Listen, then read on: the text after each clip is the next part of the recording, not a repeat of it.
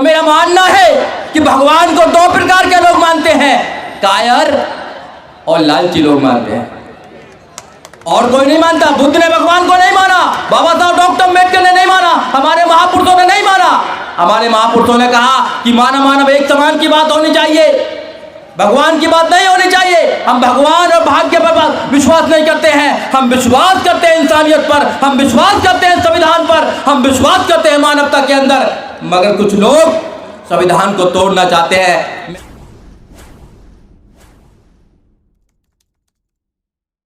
जुल्म के साए में मुंह खोलेगा कौन?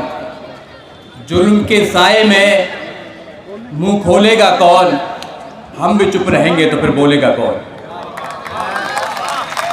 साथियों, सबसे पहले तो मैं धन्यवाद देना चाहूँगा बनते सुमित रतन जी का कि उन्होंने आदर सम्मान दिया और बोलने का मौका दिया।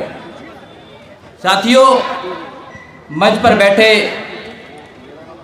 सभी सम्मानित साथी, सामने बैठे श्रोतागण, सभी को मेरा नमो बुद्धा, जय भीम।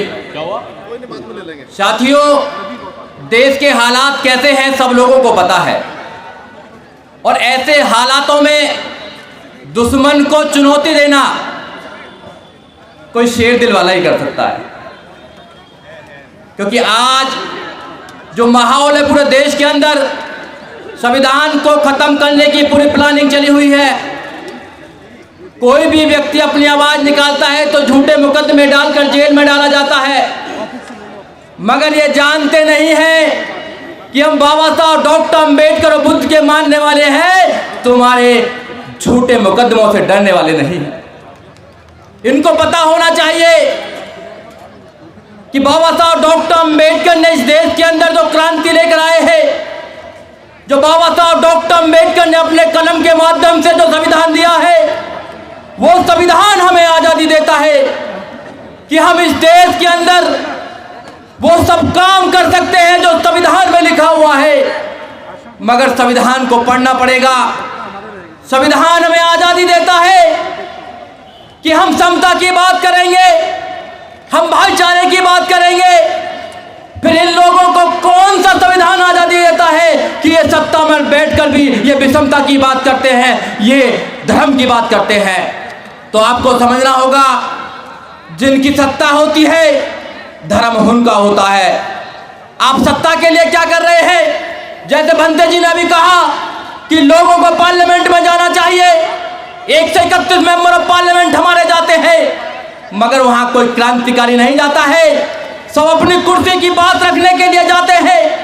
इस कुर्सी के लिए बाबा साहब डॉक्टर अम्बेडकर ने संघर्ष किया है, और संघर्ष करके हमको एक आज़ादी दी है। संविधान की आज़ादी जो देने के बाद जब हम लोगों को वोटिंग का अधिकार मिला तो हम सत्ता में आए, और सत्ता में आने के बाद हमारे साथ क्या हुआ आपने देखा होगा कि आज क्या हो रहा है। मगर हम लोग बाबा साहब डॉक्टर अम्बेडकर की बात को समझने के तैयार नहीं है। बाबा साहब डॉक्टर अम्बेडकर को पूर्ण रूप से मानने के लिए तैयार नहीं है। बाबा साहब डॉक्टर अम्बेडकर ने 14 अक्टूबर 1956 को नागपुर के अंदर क्या किया कि आप बुद्ध बन जाएं। मगर हम लोग तो कह रहे थे कि 2 नावों में हमने पैर रख रखा है। मुझे लगता है कि 2 नहीं 3-4 में रख रखा है।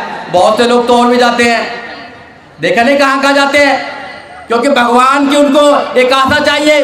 और मेरा मानना है कि भगवान को 2 प्रकार के लोग मानते हैं, कायर और लालची लोग मानते हैं, और कोई नहीं मानता। बुद्ध ने भगवान को नहीं माना, बाबा साहब डॉक्टर अम्बेडकर ने नहीं माना, हमारे महापुरुषों ने नहीं माना। हमारे महापुरुषों ने कहा कि मानव मानव एक समान की बात होनी चाहिए, भगवान की बात नहीं होनी चाहिए। हम भगवान और भाग्य पर विश्वास नहीं करते हैं, हम विश्वास करते हैं इंसानियत पर, हम विश्वास करते हैं संविधान पर, हम विश्वास करते हैं मानवता के अंदर। मगर कुछ लोग संविधान को तोड़ना चाहते हैं। मैं आपको एक बात बताना चाहता हूँ कि लोग संविधान के पीछे क्यों पड़े हैं। और भी बहुत सारी चीजें हैं। संविधान आपको आज़ादी देता है, हर चीज की आज़ादी देता है। अगर मैं यहाँ खड़े होकर बोल रहा हूँ तो संविधान आज़ादी देता है, आर्टिकल 19। अगर मैं वकील बना हूँ तो संविधान आज़ादी देता है। हमारे वकील साहब अभी कह रहे थे, पूर्व मंत्री भी थे राजेंद्र पाल गौतम जी, कि उन्होंने LLB की और LLB करते करते 8,000 रुपये लगे। मगर मैं आपको बताना चाहता हूँ मैंने LLM तक किया, मेरा एक पैसा भी एजुकेशन में नहीं लगा, क्योंकि बाबा साहब डॉक्टर अम्बेडकर के रिजर्वेशन से मुझे एजुकेशन मिली है। आपने देखा होगा जब यह सरकार थी 2007 से लेकर 2012 तक तो जीरो बैलेंस पर एडमिशन हुआ करते थे, मगर और सरकार में क्यों नहीं होते हैं ये आपको समझना पड़ेगा। ये हमारी एजुकेशन को खत्म करना चाहते हैं। एजुकेशन को इसलिए खत्म करना चाहते हैं क्योंकि एजुकेशन आपको ताकतवर बनाती है, आपको सवाल करने का मौका देती है। एजुकेशन इनकी आंखों में आंखें डालकर सवाल करने का आपको मौका देती है, इसलिए एजुकेशन को खत्म करना चाहती है। मैं एक छोटी सी कहानी बताना चाहता हूँ, उसके बाद मैं अपनी बात को खत्म करना चाहता हूँ। और भी वक्ता है साथियों, आपने सर्कस देखा होगा, सब लोगों ने सर्कस देखा होगा। सर्कस में शेर हुआ करते थे पहले, शेर और बहुत सारे जानवर हुआ करते थे। मगर सुप्रीम कोर्ट ने आदेश दिया, एनिमल प्रोटेक्शन एक्ट आया, तो उसमें उनको आदेश देना पड़ा कि किसी भी जानवर को आप सर्कस में नहीं रख सकते हैं, तो सारे जानवरों को छोड़ना पड़ा, शेरों को भी छोड़ना पड़ा। अब शेरों को जंगल में छोड़ दिया। 10 दिन के बाद अखबार में लिखकर आया कि शेरों का जंगली कुत्तों ने शिकार कर लिया है। शेरों का जंगली कुत्तों ने शिकार कर लिया है। शेरों का जंगली कुत्तों ने शिकार क्यों किया? क्योंकि शेर पिंजरे में था, वो अपना स्वभाव भूल गया था, वो आक्रमण करना भूल गया था, और जो कुत्ते थे वो अपना एक जोश आ गया उनके अंदर और वो निपुण हो गए थे शिकार करने में। अपने बच्चों को घरों में रखेंगे तो पिंजरे के शेर बनाएंगे, उनका कोई भी शोषण करेगा, उनका कोई भी शिकार कर लेगा।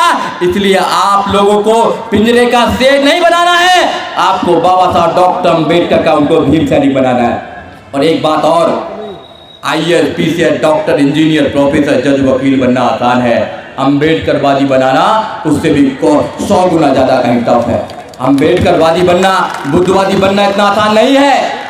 जब तो यहाँ लोग कहते हैं कि जो गलत होता है उसको कौन आवाज लगाता है? अम्बेडकरवादी आवाज लगाता है। गलत का हमेशा आपको विरोध करना है, क्योंकि अगर आप विरोध नहीं करेंगे तो आपकी आने वाली संतानें गूंगी पैदा होंगी।